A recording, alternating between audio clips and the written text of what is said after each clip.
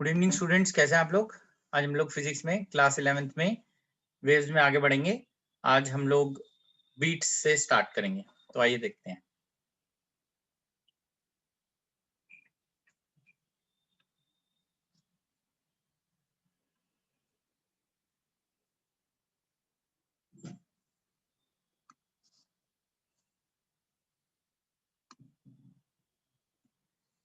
तो आज का टॉपिक है beats.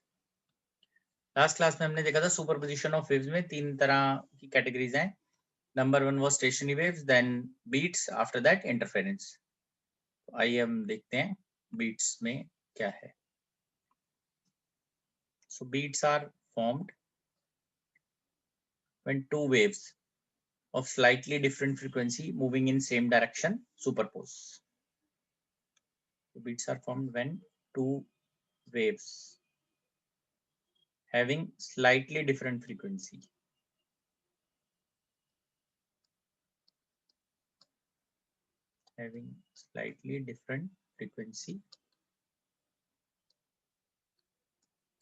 moving in nearly same direction superpose.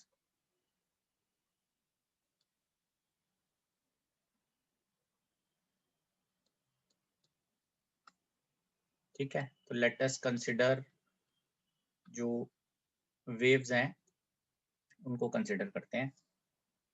y1 is equal to a sin omega 1t, y2 is equal to a sin omega 2t। इसमें हमने purposely x को 0 put किया हुआ है क्योंकि बीट्स जो है वो तब फिक्स पोजीशन पे चेंजिंग टाइम के साथ डिस्कस किया जाता है। तो फिक्स पोजीशन मतलब x 0 कर देते हैं, टाइम के चेंज होने के साथ बीट्स हमें पता चलती हैं। तो y equal to y1 plus y2, this is a sine omega 1t plus sine omega 2t। ठीक है, तो y की वैल्यू आ जाती है 2a cos omega 1 minus omega 2 by 2t और sine omega 1 plus omega 2 by 2t। ठीक है, ये आ गया हमारे पास। अब इसके अंदर क्योंकि इंटेंसिटी जो है एज, तो इसमें एम्पलीट्यूड जो है as a function of time वो ये इस तरीके से आएगा 2a cos omega 1 minus omega 2 by 2t and intensity जो है that is proportional to amplitude का स्क्वायर, इसका स्क्वायर आएगा। ठीक है, इंटेंसिटी एम्पलीट्यूड का स्क्वायर हो गया, तो ये बेसिकली ये बन जाएगा proportional to 4a square cos square omega 1 minus omega 2 by 2t। ठीक है, इस तरह से आ गया। अगर हम इसको ड्रॉ करते हैं, अगर इसको ड्रॉ करें तो ये इस टाइप से आ जाएगा।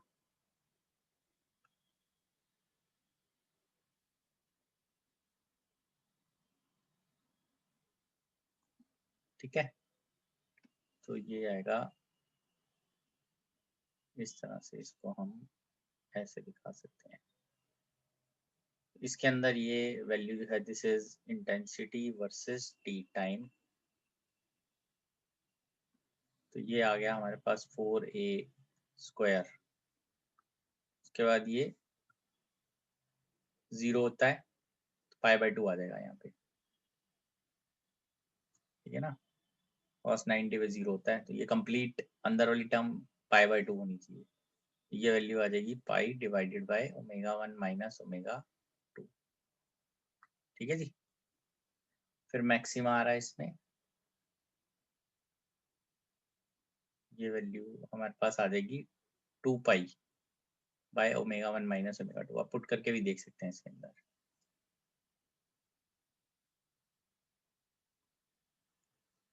हम इसमें साइन नहीं ले सकते क्योंकि हमें वो टर्म लेनी है अभी जिसके अंदर ये डिफरेंस कम हो, स्लाइटली डिफरेंट फ्रीक्वेंसीज बोला गया था ना, तो एम्पलीट्यूड वाली टर्म वही लेनी है। तो आप इसमें ये देख सकते हैं कि बीट पीरियड कैसे डिस्क्राइब होता है।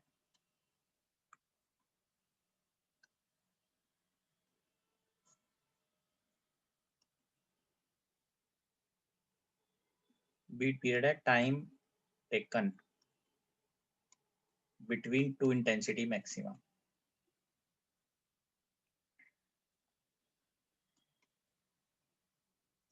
तो अब यहाँ देख सकते हैं पहला इंटेंसिटी मैक्सिमा जो है वो यहाँ है 0 पे, दूसरा इंटेंसिटी मैक्सिमा इधर है 2 पाई पे। Therefore will write beat period equals to 2 pi पॉन में ओमेगा 1 माइनस ओमेगा 2। ये आ जाएगा 2 पाई, 2 पाई बाहर ले लेते हैं यहाँ, न्यू 1 माइनस न्यू 2 अगर ये आ जाता है। ठीक है,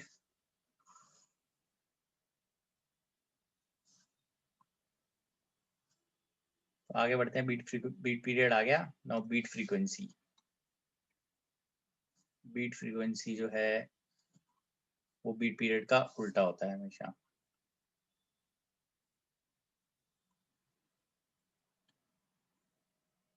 बीट फ्रीक्वेंसी है number of maximas, intensity maximas in 1 second. Number of intensity maxima, number of intensity maxima in 1 second. Therefore beat frequency जो है this is equal to 1 upon में बीट पीरियड। इस तरह से इसको लिख सकते हैं। ठीक है जी। तो बीट फ्रीक्वेंसी जो है वो 1 अपॉन बीट पीरियड आ जाती है। तो बीट फ्रीक्वेंसी की वैल्यू देख लीजिए कितनी आती है। This is new 1 minus new 2 mod.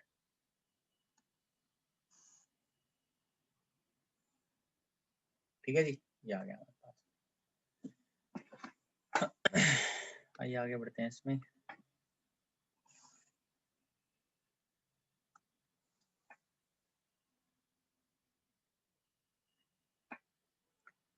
इसमें अब हम नेक्स्ट देखते हैं ट्यूनिंग फॉर्क के बारे में।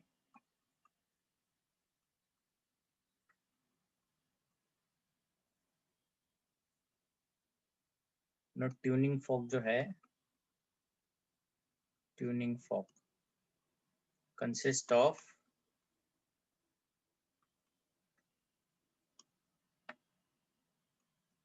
prong and stem।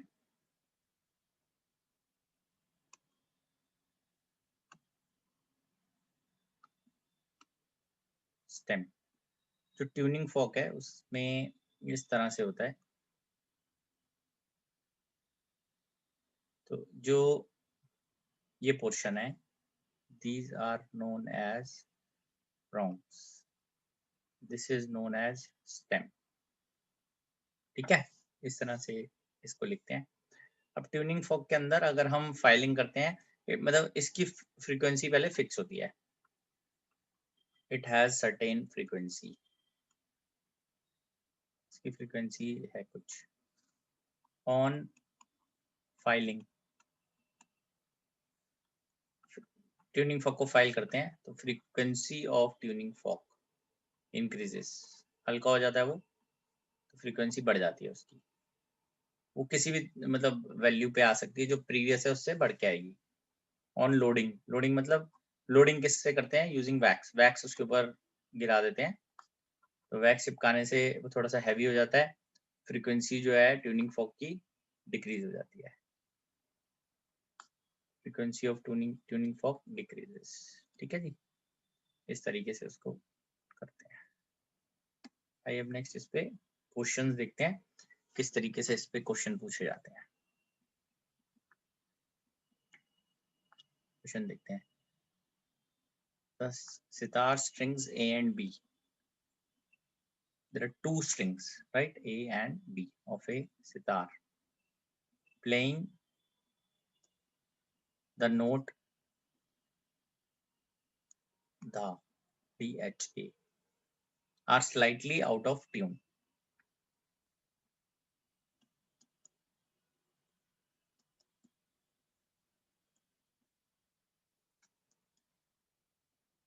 they are slightly out of tune and produce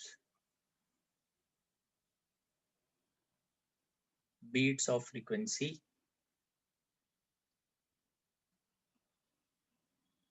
5 hertz.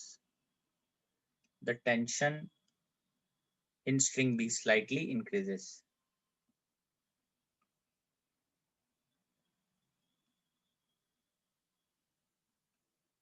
ठीक है, बी स्ट्रिंग जो है उसके अंदर टेंशन जो है वो इंक्रीज किया गया है and beat frequency is found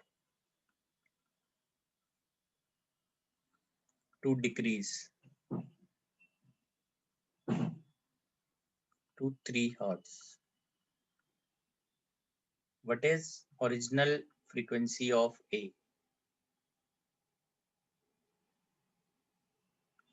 Of A.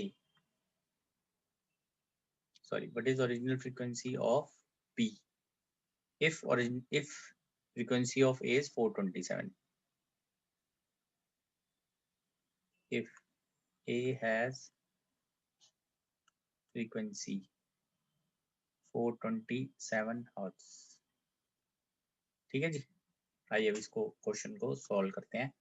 देखिए, there is a sitar having strings A and B. They are playing the note धा. इससे कोई फर्क तो पड़ता नहीं है, ठीक है. They are slightly out of tune. कुछ फ्रीक्वेंसी उनकी अलग हो जाती है और वो बीट्स देते हैं 5 हर्ट्ज की. अब टेंशन बढ़ती है बी में. टेंशन के बढ़ने से क्या होता है, फ्रीक्वेंसी भी बढ़ जाती है, क्योंकि आपने देखा होगा जो फ्रीक्वेंसी होती है वो हमने लास्ट क्लास में पढ़ा था, it is proportional to under root of T. तो बीट फ्रीक्वेंसी उससे डिक्रीज हो जाती है. तो what is the original frequency of B if A has frequency 427 hertz? तो आइए ध्यान देते हैं उस पर. हम एक काम करते हैं, let new A is equal to frequency of A initially and new B is equal to frequency of B initially. ठीक है, और ये आपको दिया हुआ है that new of A is 427 hertz. Also new A minus new B is given as beats which is 5 hertz. ठीक है जी. So therefore तो A आपको दिया हुआ 427, so we write 427 minus new B mod था equal to plus minus 5. तो new B जो है उसकी दो वैल्यूज पॉसिबल हैं. दिस इज 427 प्लस 5 432 हर्ट्ज और 427 माइनस 5 दिस इज 422 हर्ट्ज. ठीक है जी, ये आ गया हमारे पास बी. अब उन्होंने नेक्स्ट क्या बोला है, टेंशन इंक्रीज हो गई बीच में. On increasing tension frequency directly proportional होती है, therefore frequency of B increases. अगर हमने यहाँ ओरिजिनल फ्रीक्वेंसी ली हुई थी 432 बी की 432 हर्ट्ज और इधर ले लेते हैं frequency of B is 422 hertz. ठीक है जी, ऐसे लेते हैं इसको, स्टार्ट ऐसे करेंगे. हाँ, अभी क्या इसमें पॉसिबिलिटीज क्या है, 432 से बढ़ेगी तो it can be 433 hertz, 434 hertz, 435 hertz, ऐसे बढ़ सकती है ना ये, 436 हर्ट्ज. ठीक है जी, और इधर क्या पॉसिबिलिटी है, 423 हर्ट्ज, दिस इज 424 हर्ट्ज. ठीक है, अब इसमें क्या है, जब आप इसको अब दोबारा से आप बीट लेंगे ए के साथ.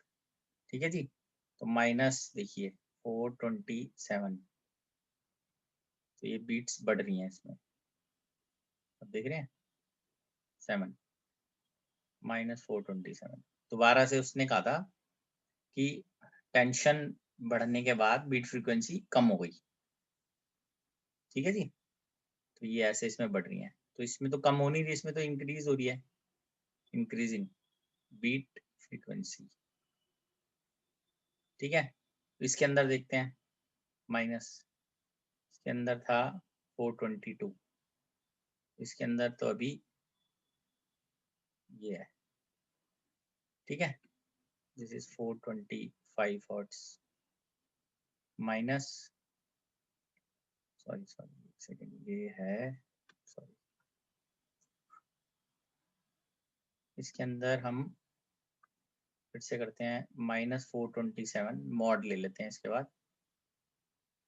दिस इज 4 -427, दिस इज 3, ठीक है, टेकिंग मॉड। तो इसमें हमारे पास ये वैल्यू आ जाती है, 3 आ रहा है जैसे इसके अंदर। This is the exact answer. इसमें तो कभी आएगा ही नहीं ना 3, इसमें आ गया ये 3 अभी। Here beat frequency is equal to 3, therefore mu b is equal to 422 hertz, ठीक है। ये वैल्यू आ गई हमारे पास, ये फाइनल आंसर है। इस तरह से करना है क्वेश्चन, ये तरीका है सॉल्व करने का कि आपको न्यू ए माइनस न्यू बी मॉड 5 है ना, हमें नहीं पता ना क्या वैल्यू हो सकती है, न्यू बी की दोनों पॉसिबल वैल्यूज हैं। फिर आप क्वेश्चन में आगे बढ़ेंगे, on increasing tension frequency of B increases, दोनों में इंक्रीज कीजिए, फिर डिफरेंस लेके दोबारा से चेक कीजिए कि किस में आपकी वैल्यू जो बोली है वो आ जाती है, तो उससे आपका आंसर बन जाएगा। This is 422 hertz is the frequency of b, original frequency, ठीक है ना। ये है हमारे पास original frequency, original frequency of b, ठीक है जी। आइए नेक्स्ट पे आगे बढ़ते हैं हम। Now two sitar strings A and B are playing note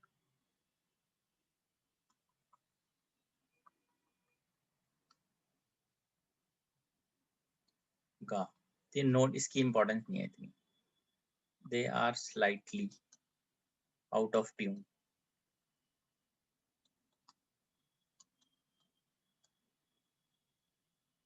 and produces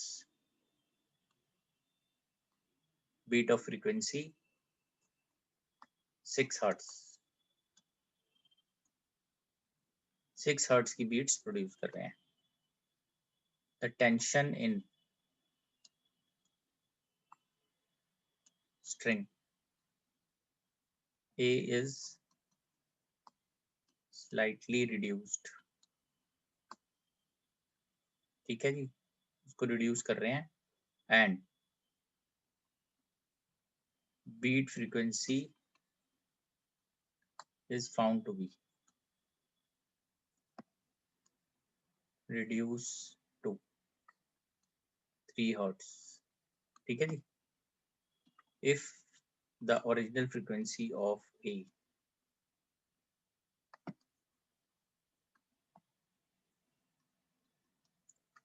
it is 324 hertz, what is frequency of B,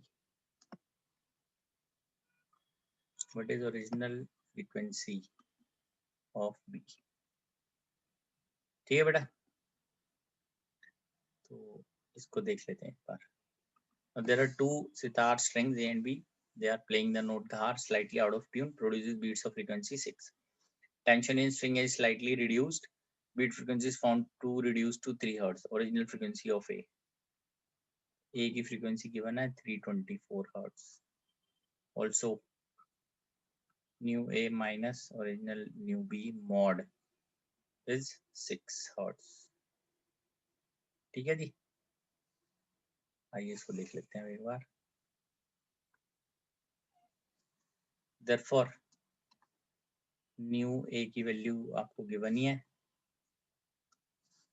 324 minus new B mod equal to 6, 324 minus new B is equal to plus minus 6, so new B की value आ जाएगी 324 minus 6 equal to 318 hertz, और mu b is equal to 324 plus 6, this is 330 hertz.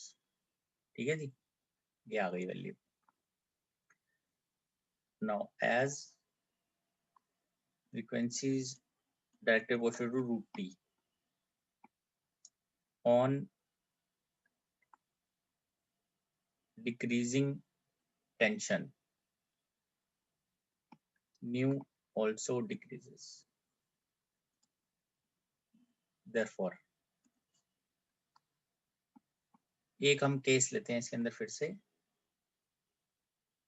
किसकी frequency के बारे में किया गया है, ए की, of A frequency also decreases. किसकी फ्रीक्वेंसी की बात हम कर रहे हैं, फ्रीक्वेंसी ऑफ ए,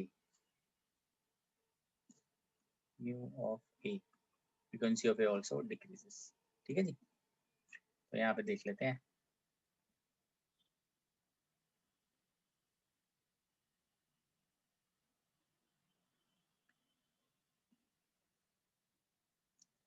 इसके अंदर एक्चुअली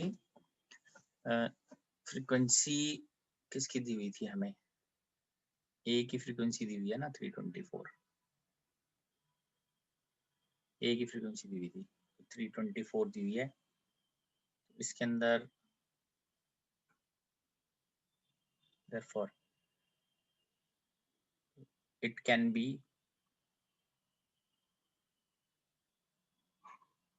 ए की फ्रीक्वेंसी हो जाएगी 324 थी, तो हो जाएगी 323 हर्ट्ज, 322 हर्ट्ज, 321 हर्ट्ज. ठीक है, इस तरह से हो जाएगी 320 हर्ट्ज. ऐसे देखते हैं, इसको ऐसे देखते हैं, ये होगी 324 से 323 हर्ट्ज,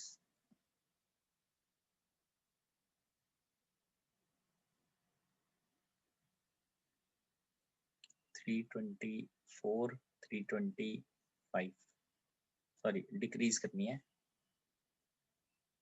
तो ये आ जाएगा 322 हर्ट्ज, 321 हर्ट्ज. ठीक है जी, तो अभी हम क्या अब हम क्या करते हैं, इसमें से b कंसिडर करते हैं. b की वैल्यू थी 318. ठीक है, तो माइनस करके देखते हैं 3 किस में आता है, 318 5 आ रहा है, 318 4 माइनस 318 3.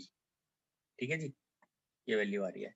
अब अगर इसको माइनस करते हैं, यहाँ पे 318 है 330,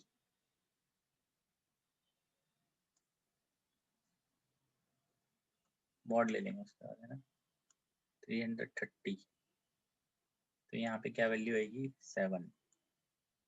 330 इसमें से माइनस करेंगे तो आएगा 8. अगर 330 में से ये माइनस करते हैं तो आएगा 9. तो ये तो पॉसिबल नहीं है. एज बीट फ्रीक्वेंसी इंक्रीजेस, ठीक है, इधर ये पॉसिबल है इस केस के लिए.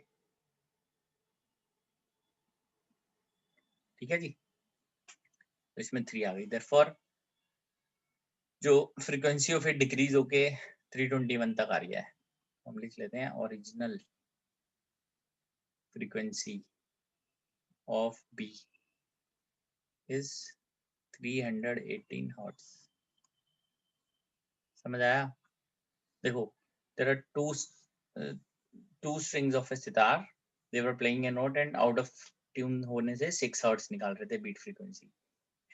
उसके बाद हमने बताया कि ओरिजिनल फ्रीक्वेंसी ए की दी हुई थी, तो बी की पॉसिबल वैल्यूज दो हैं, माइनस और प्लस करके 6 को, 308 और 330. फिर उन्होंने कहा कि ए को ही टेंशन रिड्यूस करेंगे तो उसकी फ्रीक्वेंसी कम हो जाएगी. तो ए की फ्रीक्वेंसी 324 थी, वो कम होकर 23 20 21 कुछ भी हो सकता है, सच दैट कि जब मैं उसको फिर से बी के साथ वाइब्रेट करूंगा तो मेरे को बीट फ्रीक्वेंसी 3 हर्ट्ज सुनाई दे.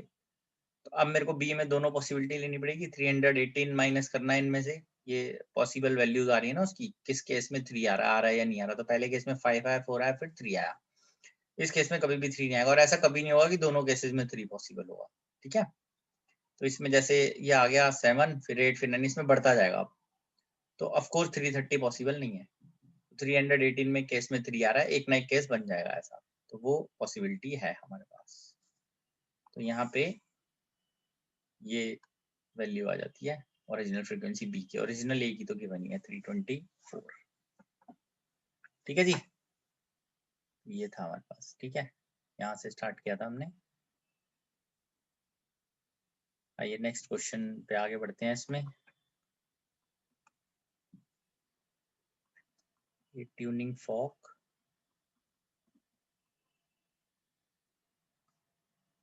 produces 4 beats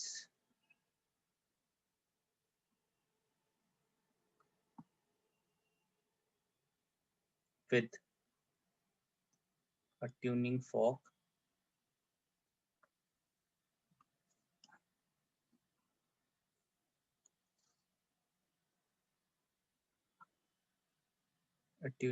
is producing 4 beats with a tuning fork of frequency 256 hertz when A is filed. Beats are found to occur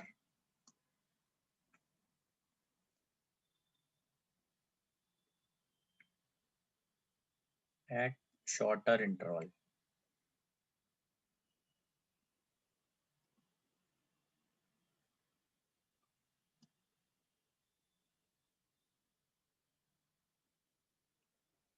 When A is filed, beats are found to occur at shorter intervals. So what was original frequency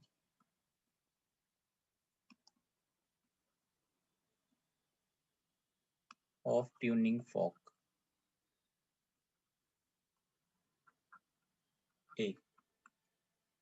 Option दे इसके 260 hertz, 252, 256,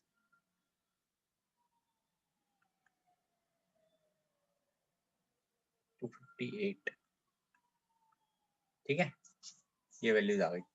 अब देखते हैं इसको जरा किस तरीके से हमने इसको करना है। एक ट्यूनिंग फॉक है, it is producing 4 beats with another tuning fork. ऐसे लिखते हैं ट्यूनिंग फॉक ए, सॉरी ये है tuning fork A produces 4 beats with a tuning fork of frequency 256। ठीक है, तो अब इसके अंदर हमें बी के बारे में 2 पॉसिबिलिटी बन जाएंगी। आगे देखते हैं आइए इसको।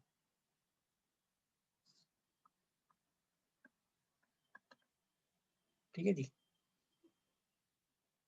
बी की फ्रीक्वेंसी हमें दी हुई है 256। frequency of B is 256 hertz.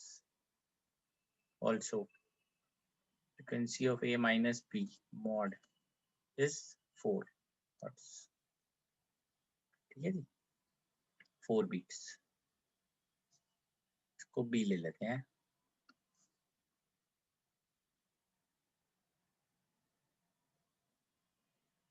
Therefore ये आ जाएगा 256 minus mod is equal two plus minus 4। New B की वैल्यू आ जाती है 256 माइनस 4, 252 हर्ट्स, और फ्रीक्वेंसी ऑफ B आ गई 256 प्लस 4 विच इज 260 हर्ट्स। ठीक है जी, ये आ गया। तो A जो है ये तो सॉरी B था, A की पॉसिबिलिटीज आ गई हमारे पास। A की पॉसिबिलिटीज है। ठीक है, ये वैल्यू आ गई। ऑन फाइलिंग, ठीक है देख लेते हैं क्या बोल रहा है अभी। A is filed। on filing A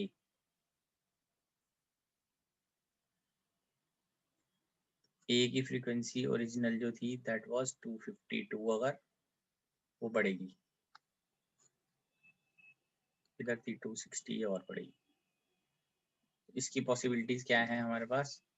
this can be 253, 254, 255, ये आएगा 261, 262, 263। ठीक है जी। अब अगर इसको फिर से, तो अब फिर से इसको इसके साथ अगर साउंड करेंगे, ए के साथ, ए को फाइल करेंगे और फिर बी के साथ साउंड करेंगे, तो क्या लिखा हुआ है? Beats occur at shorter intervals. तो शॉर्टर इंटरवल्स का मतलब है टाइम पीरियड कम हो गया तो फ्रीक्वेंसी बढ़ गई, बीट फ्रीक्वेंसी इंक्रीजेस। ठीक है जी। तो ये देख लेते हैं क्या वैल्यू आ रही है इसकी। इसको हम अगर बी के साथ माइनस करते हैं, दिस इज 3, इस केस में वैल्यू कमी हो रही है अभी 4 से, ठीक है ना। और इस केस में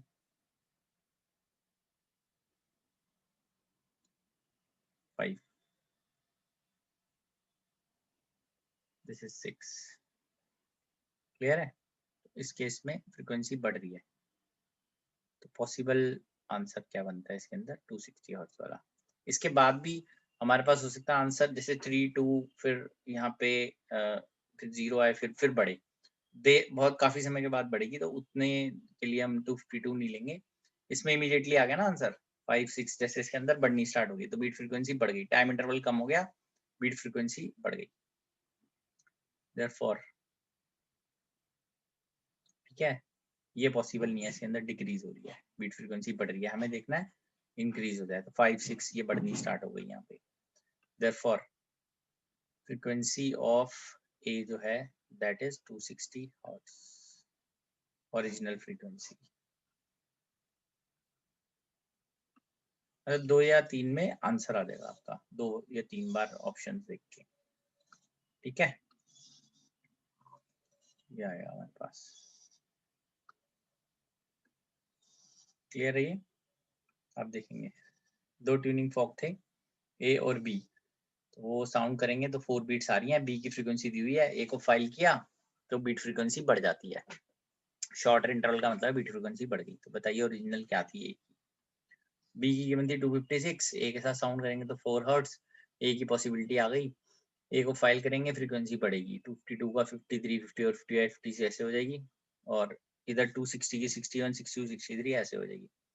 इसके बाद इसको माइनस करेंगे बी के साथ, तो फ्रीक्वेंसी यहाँ पे घटनी स्टार्ट हो गई और इधर बढ़नी स्टार्ट हो गई, तो बीट फ्रीक्वेंसी बढ़नी चाहिए, तो इसलिए ए का आंसर है 260। ठीक है जी। आइए आगे हम 4th क्वेश्चन पे जाएंगे। A set of 24 tuning forks are arranged such that each gives 6 beats per second with previous one.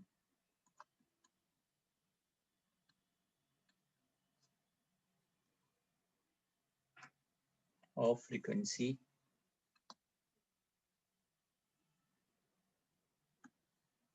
with previous one. ठीक है। Now if frequency of last tuning fork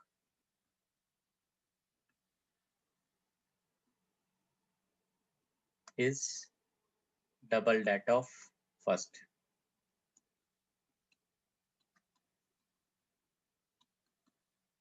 then frequency of second tuning fork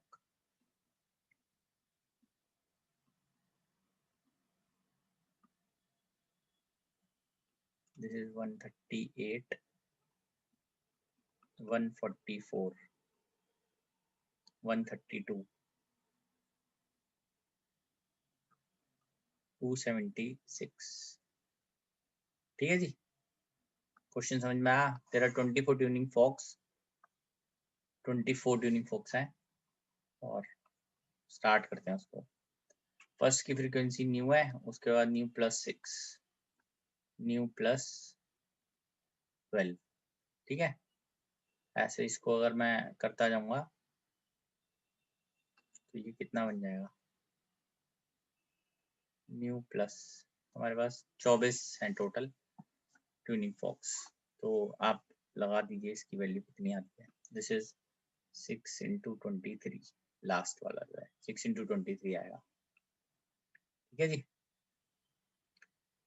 frequency of first tuning fork, frequency of first is new, frequency of second new plus 6, frequency of 24th new plus 6 into 23 according to question, new plus 6 into 23 is 2 times of new, double होगी ना first की, तो new की value आ गई 138 hertz.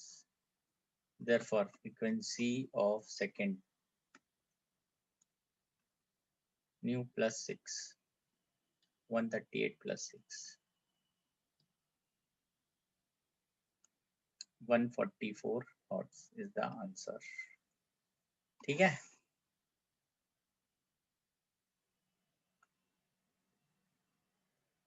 तो ये final आया था हमारे पास इसके लिए। आइए अब नेक्स्ट टॉपिक पे आते हैं हम लोग, दैट इज डॉपलर्स इफेक्ट।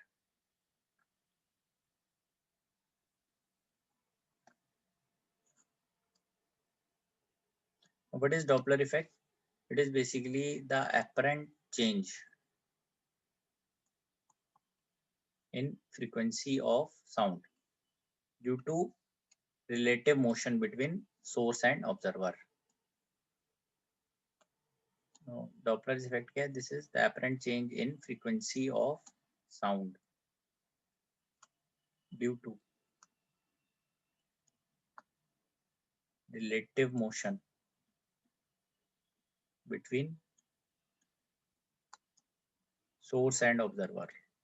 अगर source और observer, source मतलब जो sound send कर रहा है, observer जो observe कर रहा है, तो अगर source और observer move कर रहे हैं तो जो frequency का change आता है हमें, मतलब जितनी frequency source ने send की और observer ने जितनी receive की, जो change आया है that is because of Doppler's effect। Phenomena is known as Doppler's effect। So the apparent change in frequency of sound due to relative motion between source and observer is called Doppler's effect।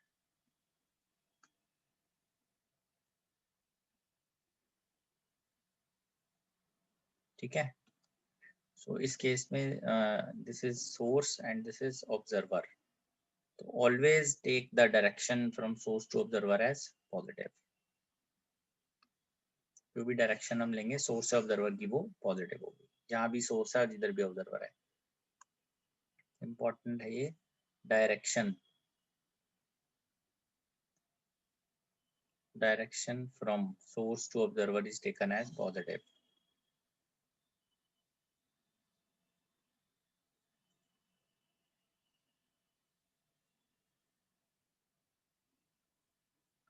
Source से observer की direction को positive लेंगे। ठीक है, आइए अब इसके अंदर हम, ये साइन कन्वेंशन है, तो ये हमारे पास फ्रीक्वेंसी रिसीव्ड बाय ऑब्जर्वर, ये सब हम लिख लेते हैं यहाँ पे। दिस इज न्यू क्या है? फ्रीक्वेंसी रिसीव्ड बाय ऑब्जर्वर,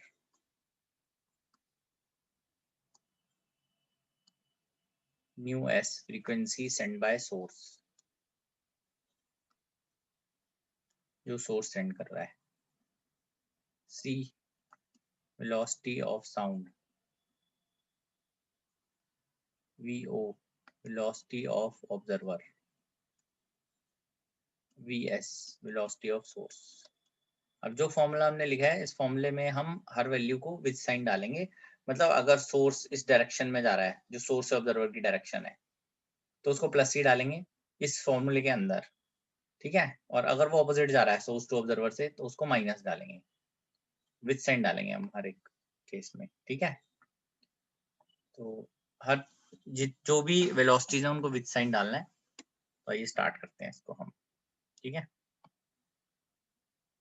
कुछ केसेस बनाते हैं इसके। लेट जो डिफरेंट हम केसेस लेंगे उसके अंदर कुछ वैल्यूज हम फिक्स करते हैं पहले। c is 330 मीटर पर second, frequency sent by source is 100 hertz, velocity of observer is taken as 30 meter per second, and velocity of source is 20 meter per second, ठीक है जी।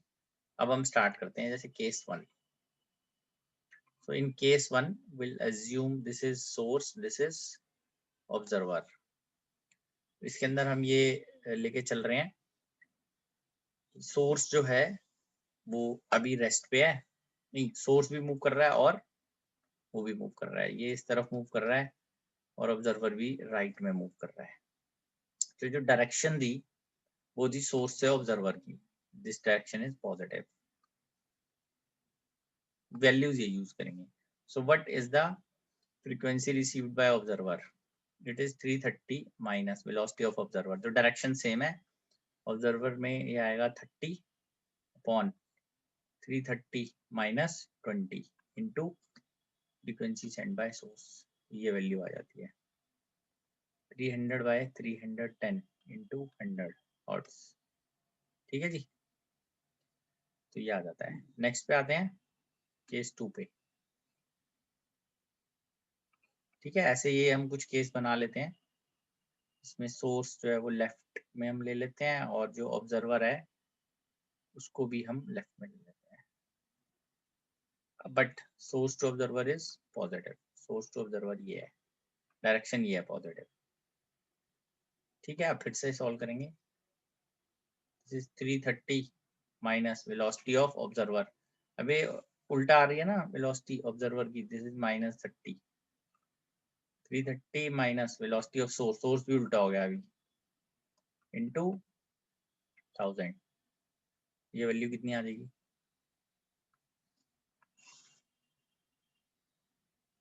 This is equal to 360 by 350 into 1000 hertz, this is frequency received by observer। Case third, ठीक है। अब हर case में मतलब हम अलग अलग उस पे लेंगे कि एक केस में जैसे दोनों सेम डायरेक्शन में थे, अब जैसे एक को हम रेस्ट पे भी ले लेते हैं, source is at rest and observer is moving towards right, तो source to observer is positive always, remember. Observer जो है उसकी वैल्यू है 30 मीटर्स पर सेकेंड,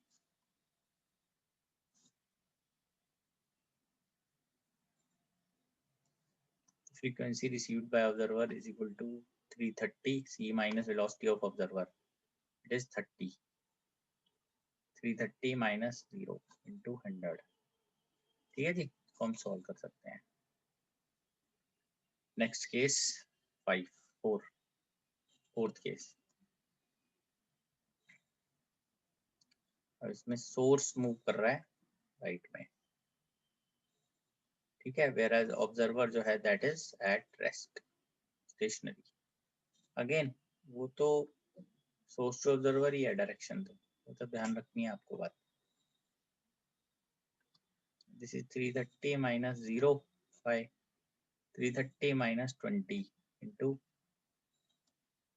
100 हर्ट्ज, यहाँ पे ज्यादा लिख दिया था मैंने, दिस इज 100, ज्यादा आ गया था, दिस इज 100, ठीक है जी। ये वैल्यू आ गई। आगे बढ़ते हैं हम और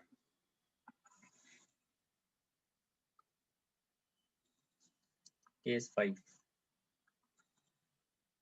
this is source, this is observer, ये इस तरफ आ रहा है, ये इस तरफ आ रहा है, ठीक है, इनकी वैल्यू तो फिक्स ही कर रखी है हमने पहले ही, source to observer is positive. अब देखते हैं एक को पॉजिटिव एक को नेगेटिव, किसको कैसे रखना है। Frequency received by observer 330 minus velocity of observer, observer की वेलोसिटी होगी उल्टी, तो -30 बाय 330 माइनस सोर्स की वेलोसिटी ऐसे ही रहेगी, this is 100, so this is 360 by 310 into 100 hertz, ठीक है भाई। then case 6, source or observer, now source to observer is positive,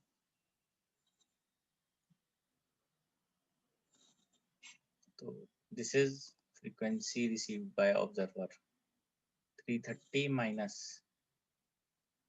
observer की value, source to observer is positive, observer तो ठीक ही आएगा 30 by 330 minus of -20 into 100, this is 300 by 350 into 100,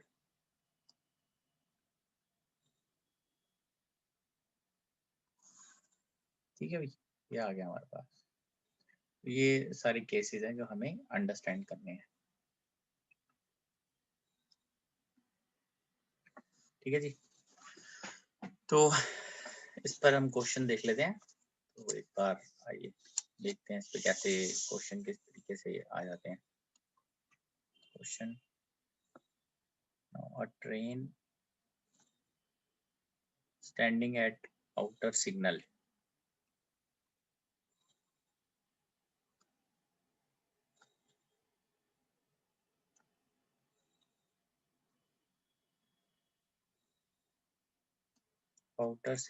of a railway station, now it blows a whistle, a train which is standing at outer signal of railway station blows a whistle of frequency 100 hertz,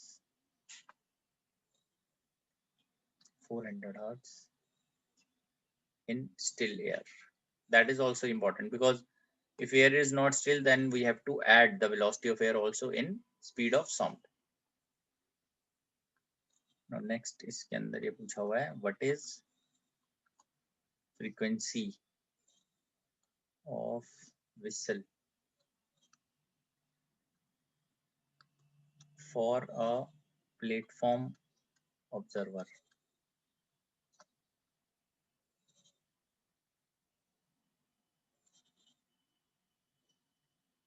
When train approaches platform,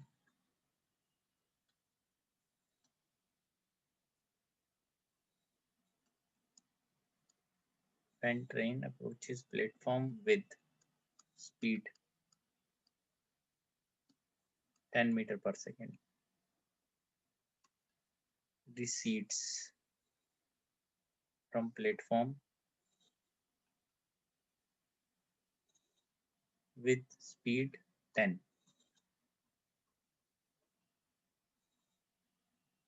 ठीक है, second, what is speed of sound in each case?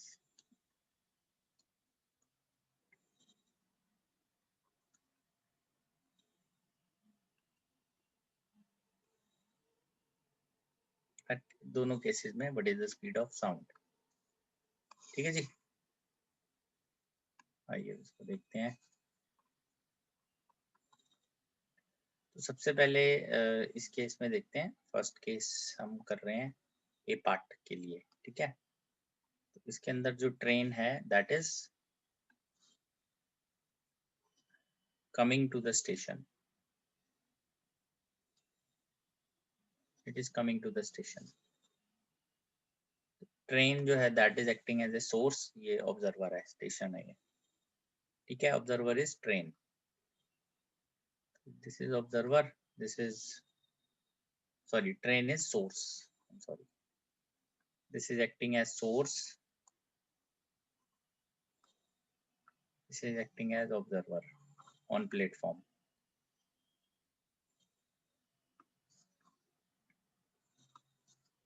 Platform पे, ठीक है जी। तो अब यहाँ पे system कुछ इस टाइप से है, source to observer is positive, train source है, ये ऑब्जर्वर है, ये पॉजिटिव है, therefore frequency received by observer is equal to c minus, अच्छा c भी दिया होगा यहाँ पे, दिस इज 340 मीटर पर सेकेंड स्पीड ऑफ साउंड, ये दी होगी जरूर। so this is 340 minus velocity of observer which is at rest, so 340 minus source which is 10 into 100, so frequency of observer आ गई 340 330 into 100, ठीक है जी। ये आ जाती है हमारे पास 412 अप्रोक्सीमेटली, सॉरी ये है 400, ठीक है। दिस कम्स एज 412 वॉट्स, बढ़ जाती है वैल्यू। सो बी पार्ट में, this is platform, this is observer, train यहाँ से रिसीड कर गई, train was acting as source, तो सोर्स टू ऑब्जर्वर जो होता है दैट इज पॉजिटिव, सोर्स और यहाँ से ऐसे ये पॉजिटिव है,